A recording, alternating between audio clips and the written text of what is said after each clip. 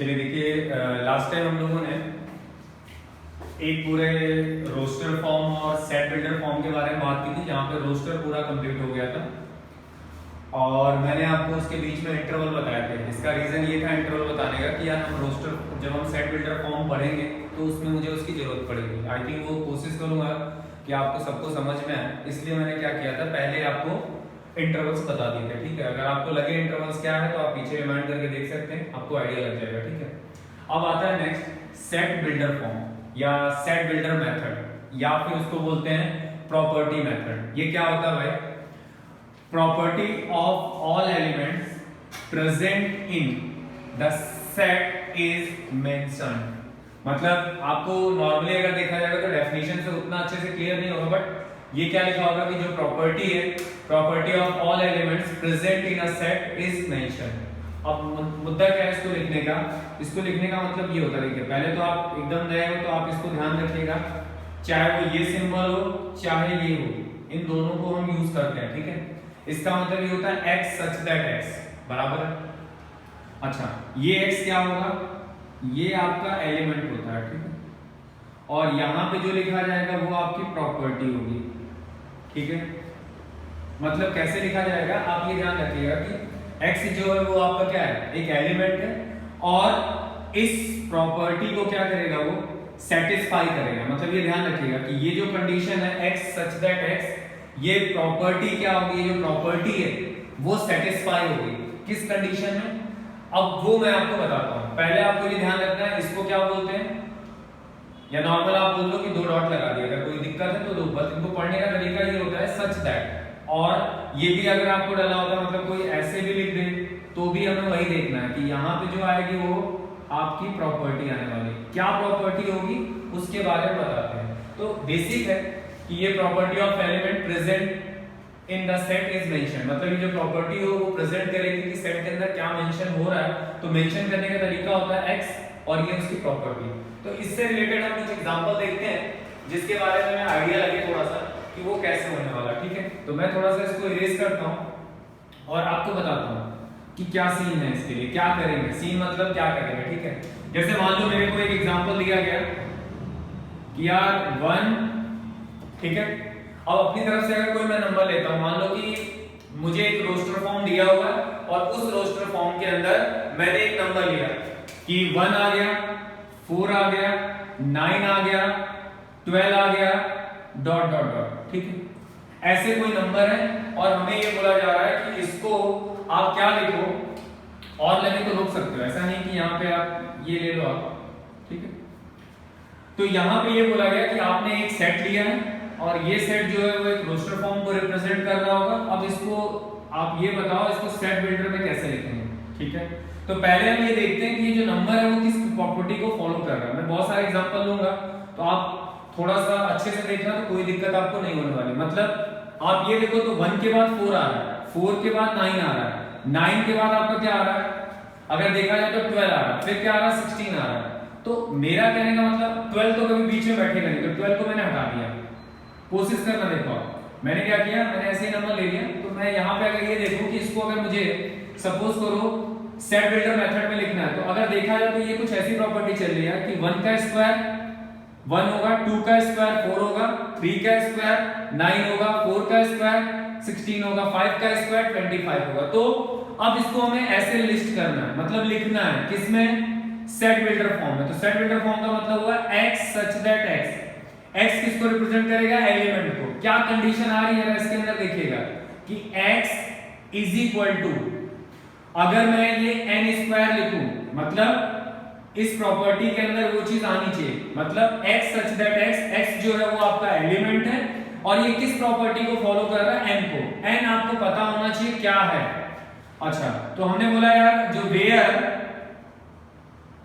n belongs to natural number, I hope कि ये चीजें आपको पता है कि n क्या है, बिलोंग कहां कर रहा है, नेचुरल नंबर में। ठीक है, तो नेचुरल नंबर अगर हमने यहां पे रख दिया तो पहला नेचुरल नंबर अगर आप रखते हो तो 1 होता है, 1 का स्क्वायर कितना होगा 1, फिर 2 आपने रखा तो 2 का स्क्वायर 4, फिर आपने 3 रखा, 3 का स्क्वायर 9, 4 का स्क्वायर 16 और 5 का स्क्वायर 25 हो गया। ठीक है, तो अगर ये चीज आपकी आ रही है, इसका मतलब ये सारे टर्म है। तो आप बोलोगे यार 5 तक ही जाना है। हाँ क्यों? क्योंकि हमें 25 तक दिया हुआ, तो इसमें एक कंडीशन और डालनी पड़ेगी। क्या? जो मैंने आपको उस टाइम इनइक्वालिटी के बारे में आपको बताया था, आप यहां पे बोलोगे n less than and equal to 5, मतलब जो n की वैल्यू आप मेंशन करोगे वो क्या होनी चाहिए, या तो वो 5 से छोटी होगी या फिर वो इक्वल होगी। तो अगर आप 5 तक की वैल्यू लोगे तो इसके अंदर के वो सारे एलिमेंट्स आपको मिल जाएंगे, बराबर। तो लिखने का तरीका यही होगा कि अगर आप इसको रोस्टर फॉर्म में लिख रहे हैं तो आप क्या लिखेंगे, x सच दैट x। अगर कोई बोले यार मैं ऐसे लिखना चाहूं तो लिख सकते हो, कोई दिक्कत नहीं है। ये लिखा आपने is equal to n square where n belongs to natural number, और n कहां तक लाई करेगा भाई, इसलिए मैंने आपको इंटरवल पहले बताया था, इसके लिए मैंने इंटरवल आपको पहले बताया था। अगर ये चीज आपको क्लियर है तो कोई दिक्कत नहीं होगी। चलिए और एग्जांपल लिखते हैं, ध्यान रखिएगा थोड़ा सा और एग्जांपल करते हैं, आपको आइडिया लगेगा। देखिए अगला मैंने एक एग्जांपल लिया, ऐसे ही नॉर्मल कोई भी एग्जांपल हम पकड़ लेते हैं। मान लो वो एग्जांपल हमने लिया कि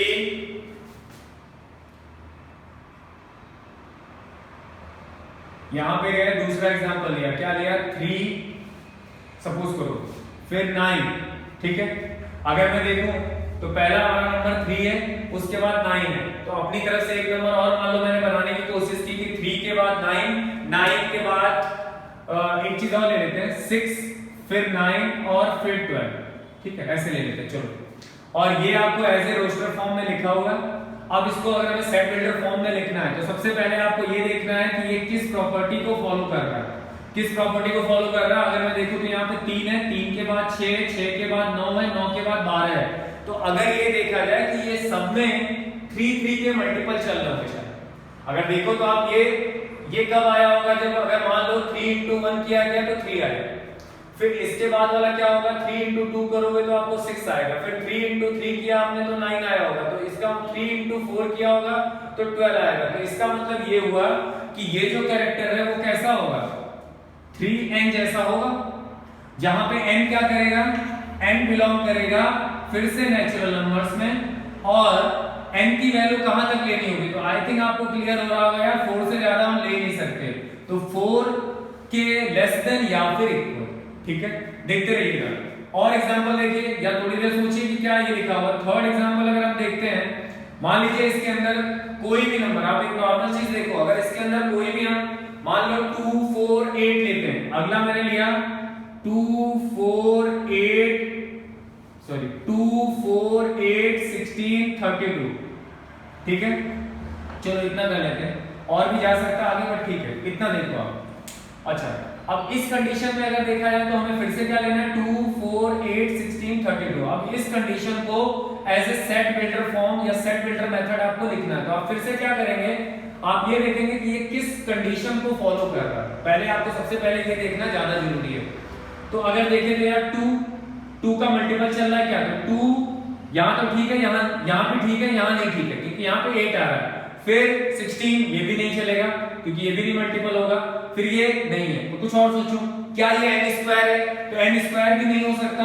क्या होगा, सोच के देखो, n स्क्वायर मतलब 1 का स्क्वायर किया तो 1, 2 का स्क्वायर किया तो 4, फिर 3 का स्क्वायर किया तो 9, ऐसे कोई टर्म नहीं आ रहा है। अच्छा, तो अब क्या सोचें, थोड़ा सा दिमाग लगेगा, तो आपको ये देखना होगा कि अच्छा इसको लिखना है, तो मैंने लिखा x सच दैट x, और मुझे ये दिख रहा है कि ये अगर मैं कहीं से ऐसे लिख दूं तो हमारी सारी चीजें बन रही है। अगर n की वैल्यू आप नेचुरल नंबर लो, तो मैंने क्या लिखा 2n, n जो है वो बिलोंग कर रहा है नेचुरल नंबर्स में, और n की वैल्यू क्या होगी, तो अगर आप ये कंडीशन को फॉलो करते हो 2n को, तो सबसे पहले 2 की पावर 1 लिखा आपने तो 2 आया, फिर आपने क्या किया 2 की पावर 2 किया तो आपका 4 आया, फिर 2 की पावर आपने 3 किया तो 8 आया, फिर 2 की पावर आपने 4 किया तो 16 आ गया, फिर आपने लिखा 2 की पावर 5 तो 32 आ गया। तो ठीक है, ये तो बढ़िया है, ये सारी कंडीशन आपको 2n के फॉर्म में बन गई।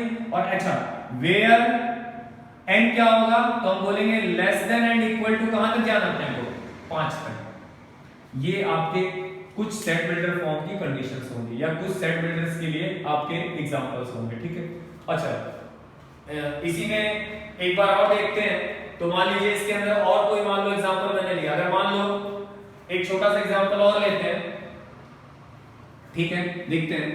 अगर मैंने मान लो वो एग्जांपल कुछ ऐसा लिया, क्या थर्ड एग्जांपल की अगर हम बात करें तो उसके अंदर मैंने मान लो ये कुछ मान लिया 5, 25, 125, 1625, ठीक है 125 आई लो 125, या ऐसे बोल दो 5, 525, 125, 625। अगर यहाँ पे देखो अगर सेट बिल्डर फॉर्म लिखनी है तो क्या लिखोगे आप, x सच दैट x।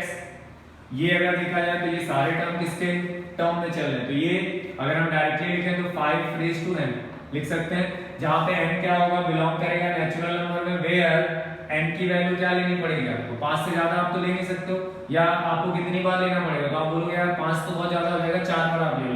एक बार मैं फिर से समझाने की कोशिश करता हूं, अगर 1 लिखा मैंने तो 5, 2 लिखा आपने तो 25, अगर 3 रखा आपने तो 125, सही है। फिर अगर 5 की पावर 4 रखा तो कितना होगा, 625, चलेगा। तो ये जो वैल्यू होगी वो क्या होगी, 4 से आपको कम लेनी पड़ेगी, ज्यादा भी हो सकता है, ऐसा नहीं है कि कोई और तरीका नहीं हो सकता, क्या मतलब क्वेश्चन और भी फॉर्म में आपसे पूछे जा सकते हैं, ठीक है। अगर मान लीजिए इसी में आपसे कोई ये पूछता है, मान लो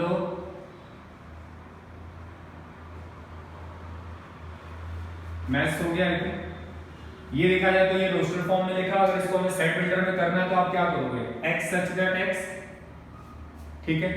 अगर ये वर्ड देखो तो ये क्या लिखा हुआ, मैथ्स लिखा हुआ। अगर मैथ्स की बात करो, अगर इसको हम सेट बिल्डर फॉर्म में लिखेंगे तो हम तो यही बोलेंगे कि ये जो लेटर है वो किस में होंगे, अल्फाबेट्स में होंगे, और तो कुछ है ही। मतलब इसको एज ए प्रॉपर्टी अगर हम फॉर्म करें तो हम बोलेंगे x सच दैट x, ठीक है। और ये जो कंडीशन है वो क्या होगा, लेटर ऑफ अल्फाबेट, यही तो होगा, इसके अलावा तो कुछ होने वाला नहीं, क्योंकि आप MATHS की जो भी बात कर रहे हो ये क्या होंगे, आपके अल्फाबेट्स होंगे। तो यहाँ पे ये ध्यान रखिए कि इसको आप क्या लिखेंगे, x such that x where MATHS is letter of alphabets, तो खत्म हो गया। तो अगर हम इसकी बात करें तो आप बोल सकते हो MTS, जो भी ये आपके टर्म्स दिए हुए हैं इनको आप क्या लिख सकते हो कि ये एक लेटर वर्ड के अंदर आ जाएंगे। मतलब लेटर वर्ड के अंदर आप ऐसे भी बोल सकते हो कि x सच दैट x, या तो आप ऐसे लिख दो या फिर ऐसे लिखो, इज लेटर ऑफ अल्फाबेट्स, ठीक है। मैं पूरा नहीं लिख रहा हूं, किसके अल्फाबेट्स, तो MATHS के, ये आपकी कंडीशन होगी जिसको हम बोलेंगे लेटर ऑफ अल्फाबेट्स। अगर इसी में कुछ और लिख दिया जाए, मान लो अगर इसके अंदर मान लो SM लिखा है, ठीक है, तो SM लिखा है तो फिर आप बोलोगे x such that x is letter of alphabets, किसके, SM के। तो ये कंडीशन आप ध्यान रखना कि आपको ऐसे कैरेक्टर फॉर्म करना। अगर मान लो कोई बोला प्रिंसिपल, तो प्रिंसिपल भी देख लेंगे, प्रिंसिपल भी क्या होगा, बस ये ध्यान रखना कि कोई वर्ड की जो कंडीशन है वो 2 बार रिपीट ना हो, और उसके बाद आप क्या करोगे, प्रिंसिपल में जाओगे, आप उस चीज को देखोगे कि उसके बारे में हमें यही लिखा जाएगा x such that x is a letter of alphabets, और जो लिखा हुआ उसको पूरा आप क्या करो, मेंशन कर दो। तो ये हमारी कंडीशन है जिसपे हमें इस कंडीशन के लिए हमें बात करनी है। तो आप आई होप कि आप समझ रहे होंगे कि सेट बिल्डर फॉर्म है क्या चीज और उसके बारे में हमें क्या करना, हमें ऐसे उसको प्रॉपर्टी के फॉर्म में आपको लिखना। अगर आपने प्रॉपर्टी में लिख दिया तो आपको कोई दिक्कत नहीं होगी, ठीक है। आई होप कि ये चीज आपको क्लियर हुई। एक एग्जांपल मैं और लेता हूं, उस चीज को देखिए। एक एग्जांपल मान लिया मैंने कि मेरे पास कोई फ्रैक्शन दिया हुआ, फ्रैक्शन में नंबर मान लीजिए a 1/2, 2/3 ऐसे चल रहा है, वैसे 1/2, 2/3, तो अगला हमने लिखा 3/5। अगर मान लेते हैं, अगर जैसे ये 4 है तो 4 के बाद मान लो मैंने 5 लिखा। इन केस मैंने ऐसे कोई नंबर ले लिए, उसमें आपको कोई समस्या नहीं होनी चाहिए। 3 के बाद अगर आपको लगे यार ठीक है, इसको अगर आप ऐसे चलाना चाहो तो ऐसे भी चला सकते हो। 3 के बाद 4, 4 के बाद 5, 5 के बाद 6, 6 के बाद 7, ऐसे आप लिख दो, ठीक है। अब कोई बोले यार इसको ऐसे सेट बिल्डर फॉर्म में लिखो। एक और एग्जांपल मैंने ले लिया, इसके बारे में अगर आपसे कोई पूछे कि इसको भी एक एग्जाम सेट बिल्डर फॉर्म में आप रिप्रेजेंट करो या सेट बिल्डर मेथड में आप इसको रिप्रेजेंट करो, तो आप क्या करोगे यार, देख के लग रहा है कि ये 1/2 है, ये 2/3 है, ये क्या है 3/4 है, ये 4/5 है, ये 5/6 है, और ये क्या है 6/7 है। तो आप क्या करोगे, पहले तो सबसे पहले अपने को ये पता है x सच दैट x। अब देखो जरा ये कौन से कैरेक्टर को फॉलो कर रहा है, फ्रैक्शन है, मतलब नीचे वाले टर्म बढ़ रहे हैं। नीचे वाले टर्म अगर बढ़ रहे हैं तो हमें क्या करना पड़ेगा, अगर मैं ऐसे देखूं ऊपर वाला भी बढ़ रहा है नीचे वाला भी बढ़ रहा है, बट हर एक नीचे वाले में एक वन आपका क्या हो रहा है, ऐड हो रहा है। एक नीचे वाले में हर एक वन में क्या हो रहा है, एक वन ऐड हो रहा है, हर एक नीचे में एक वन क्या हो रहा है, ऐड हो रहा है। इसका मतलब अगर मैं नॉर्मल इसको देखूं तो ये किस लाइन को फॉलो कर रहा है, n अपॉन n प्लस 1 को। अगर n कहां पे लाई करेगा तो हम बोलेंगे n belongs to natural number. तो इस n की जगह हमने 1 रखा और यहाँ पे भी 1 रखा, तो 1 प्लस 1 क्या हो, 1/2। देखिए पहला नंबर आपको मिल रहा है, ये थोड़ा सा आपको सोचना पड़ेगा। फिर दूसरा, अगर n की वैल्यू आपने 2 रख दी तो 2 प्लस 1 2/3 होगा। अगर आपने 3 रखा तो आई थिंक ये पूरी सीरीज आपको मिलेगी। तो यहाँ पे हम लिख सकते हैं n upon n plus 1 where n belongs to, मतलब n जो है वो बिलोंग करेगा नेचुरल नंबर में, बट n कहां तक लिखेंगे, अगर हम n की value less than and equal to 6 कर देंगे तो हमारा सारा काम हो जाएगा। तो ये जो कंडीशन आपने लिखी है वो आपने क्या लिखा है, सेट बिल्डर फॉर्म लिखा। आई होप कि आपको क्लियर हुआ होगा कि ये सारी चीजें हम कैसे सेट बिल्डर फॉर्म के बारे में बात कर रहे हैं और क्या चीजें उसमें मेंशन कर रहे हैं। तो अगर ये चीज आपको क्लियर है तो आप कोई भी क्वेश्चन आप नॉर्मली कर सकते हैं, ठीक है। अच्छा, एक चीज और मान लो लिख दिया, एक और क्वेश्चन मेरा मन कर रहा है लिखने का। मान लो 2 और 3 है, अगर कोई बोले कि ये इसको आप क्या करो, as a set builder form में लिखो या सेट बिल्डर मेथड में लिखो, तो आप क्या करोगे यार, 2 और 3 को देखा, कुछ समझ में नहीं आया, तो आप क्या करा, आपने ये देखा कि हमें तो यार इसको लिखना है, लिखना कैसे है, एज ए प्रॉपर्टीज में। तो क्या इसकी प्रॉपर्टीज है, इसकी प्रॉपर्टी सिर्फ इतनी है कि 2 और 3 जो है वो तो नॉर्मली एक प्राइम नंबर लग रहा है और तो कुछ लग ही नहीं रहा, तो हम लिखेंगे 2 मतलब x such that x is prime numbers. अब किसके प्राइम नंबर, किसकी बात हो रही है, x such that, ये जो है ये क्या है, एक प्राइम नंबर है, ऐसा बोलो। और भी आगे लिख सकते हो कि क्या ये नंबर जो है वो डिवाइड कर सकते हैं, हाँ डिवाइड कर सकते हैं, किसको, बहुत सारे नंबर्स को कर सकते हैं। तो मैं सिर्फ इतना ही मेंशन कर रहा हूं, x such that x, ये जो नंबर है इसका प्राइम नंबर, ये प्राइम नंबर है, तो आपकी ये कंडीशन फॉलो हो जाएगी, ठीक है। मेरे पास ये जो कंडीशन है सेट बिल्डर्स की, बहुत सारे आपको क्वेश्चन मिलेंगे, बट जेईई से रिलेटेड इसका कुछ भी काम नहीं है, स्कूल एग्जाम में आप यूज कर सकते हैं। तो आपको एज ए प्रॉपर्टी ढूंढनी है कि किस कंडीशन को ये फॉलो कर रहा है, ठीक है। उस कंडीशन को आपको ये लिखना पड़ेगा और ये भी देखना पड़ेगा ये कहां तक लाई करने वाले हैं। इसमें अगर ऐसे लिखा हुआ है तो एज ए प्राइम, अगर कोई वर्ड आपको दिया हुआ है तो वो हमेशा अल्फाबेट्स में जाएगा, वो आपको ध्यान रखना है। ये चीज आपको जरूर लगानी है, x such that x या फिर x ऐसा, ये दोनों चीजें आपको लगानी है, तभी आपका क्वेश्चन कंप्लीट माना जाएगा, ठीक है, नहीं तो नहीं, ठीक। अच्छा, ये तो बात रही सेट बिल्डर फॉर्म्स की, और आई होप कि इतने सारे आपको एग्जांपल कराए आपको क्लियर हुए होंगे। और इसमें कुछ बच्चों के मेरे पास, मतलब जो मेरे ही बच्चे हैं जो हम लोग से क्लास लेते हैं, उनमें से कुछ लोग के डाउट थे कि यार जो इंटरवल्स थे उनके कुछ क्वेश्चंस आप बता दो।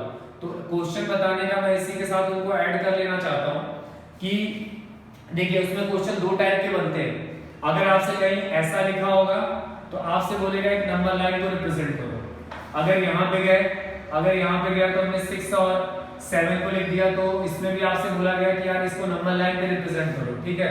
एक और क्वेश्चन लिख लेते हैं, मान लो लिखा 0 इधर ओपन कर दिया और इधर क्लोज कर दिया, यहाँ पे मान लो लिखा है, तो अब हमसे बोला जाएगा इसको नंबर लाइन पे रिप्रेजेंट करो एज ए सेट के फॉर्म। तो यहाँ पे आपने देखा कि यार दोनों पे क्या है, क्लोज है, ये मैंने पिछले लेक्चर में कवर किया हुआ है, आप देख सकते हो जाके। तो ये -2 तो यहाँ पे आएगा, 5 यहाँ पे आने वाला है, तो इसका मतलब क्या होगा, ये क्लोज होगा, ओपन होगा, तो हम बोलेंगे यार ये तो क्लोज होने वाला है, ठीक है, ये भी क्लोज होने वाला है, ठीक है। तो अब इसको लिखने का तरीका क्या होता है, तो हमने बोला था जो भी इंटरवल होते हैं वो x की वैल्यूज को बताते हैं। वैसे यहाँ पे जाओगे आप तो यहाँ पे देखो तो क्या है, ये आपका क्लोज है और ये आपका क्या है, ओपन है। तो इसको लिखने का तरीका क्या होता है, ये मैंने पिछले लेक्चर्स में आपको कवर किया हुआ है। यहाँ पे अगर आप जाओगे तो इसको हम क्या बोलते हैं, ओपन इंटरवल बोलते हैं। तो ये ऐसे बनेगा और ये आपका क्लोज होगा, ठीक है। तो इसको लिखने का तरीका क्या होता है, ये होता है, बराबर है। ये चीज आपको मिल गई, ठीक है। अब यहाँ पे अगर हम जाए इस चीज को अगर हम देखें तो इसको हम क्या बोलते हैं, अगर आपको मैंने पिछला लेक्चर बताया हो तो आपको बताया था इसको क्लोज इंटरवल के फॉर्म में देखते हैं। अगर ऐसी इनइक्वालिटी है तो भी ये क्लोज होगा, ये इनइक्वालिटी है तो ये आपका ओपन होगा, ये इनइक्वालिटी है तो भी आपका क्या होगा, ओपन होगा। तो इस कंडीशन में इस कंडीशन में आपको क्या करना है, आपको ध्यान रखना है, आपको ध्यान रखना है, आपको ध्यान रखना है इस चीज को। तो आप एक चीज ये देखो कि अगर इसी में एक चीज और बन सकती है, आपको ये दे रखा हो और आपसे बोले कि इसका इंटरवल बताओ, तो आपको ध्यान रखना है कि एक पे ओपन है एक पे क्लोज है, तो आपको ऐसे लिखना है 3 और 5। ये दो टाइप के क्वेश्चन बन सकते हैं, बट 5 पे क्या होगा, क्लोज होगा। अगर आपके पास कुछ ऐसा लिखा हुआ है, दोनों पे ओपन लगा हुआ है, यहाँ पे आपका लगा हुआ है -3 और ये हो गया -2, ऐसे नंबर लाइन के हिसाब से देखो तो 0 -1 -2 फिर -3 आएगा। तो इसको अगर देखा गया तो दोनों ओपन है, तो दोनों ओपन है तो क्या आएगा, ऐसे लिखा। ठीक है, एक और एग्जांपल ले लेता हूं मैं आपके लिए। अगर मान लीजिए यहाँ पे क्लोज है और यहाँ पे ओपन है, ये 6 है और ये 8 है, तो आपको इसका इंटरवल आपको लिखना है। इंटरवल क्या होगा, ये क्लोज बताएगा वो, तो बताएगा तो आपको देखना है कि यहाँ पे क्लोज आएगा और यहाँ पे ओपन आएगा। आई होप कि ये क्लियर हुआ आपको, सेट बिल्डर फॉर्म क्लियर हुआ और ये कुछ एग्जांपल थे जो क्लियर हो गए। तो